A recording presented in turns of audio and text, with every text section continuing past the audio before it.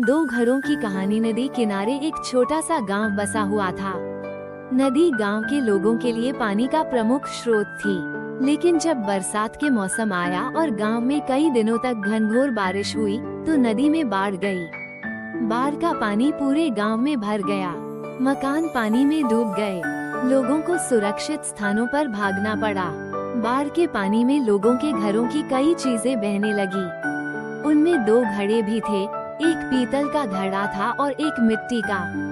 दोनों ही घड़े पानी में खुद को बचाने का प्रयत्न कर रहे थे।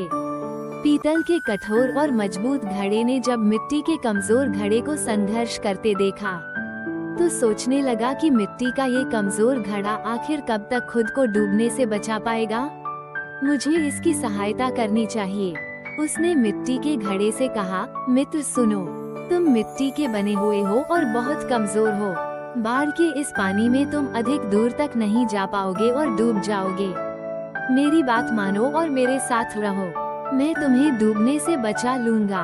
मिट्टी के घड़े ने पीतल के घड़े को देखा और उत्तर दिया, मित्र, तुम्हारी सहायता के प्रस्ताव के लिए धन्यवाद, लेकिन मेरा तुम्हारे आसपास रहना मेरे सलामती के लिए उचित नहीं है।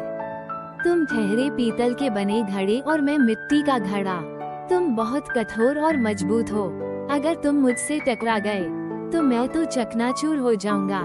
इसलिए तुमसे दूर रहने में ही मेरी भलाई है। मैं स्वयं ही खुद को बचाने का प्रयास करता हूँ। भगवान ने चाहा तो किसी तरह किनारे तक पहुँच ही जाऊंगा। इतना कहने के बाद मिट्टी का घड़ा दूसरी दिशा में बहने का प्रयत्न करने लगा और धीरे धीरे पानी के बहाव के साथ नदी किनारे पहुंच गया। वहीं दूसरी ओर पीतल का भारी घड़ा भी प्रयत्न करता रहा, लेकिन नदी के पानी के तेज बहाव में खुद को संभाल नहीं पाया। उसमें पानी भर गया और वो डूब गया। सीख विपरीत गुणों की अपेक्षा एक समान गुण वाले अच्छी मित्रता कायम कर पाते हैं। यदि आपको कहानी पसंद आई हो तो कृपया लाइक, शेयर, कमेंट और सब्सक्राइब करना न भूलें। मिलते हैं अगली कहानी में। जब तक के लिए बने रहिए हमारे चैनल के साथ।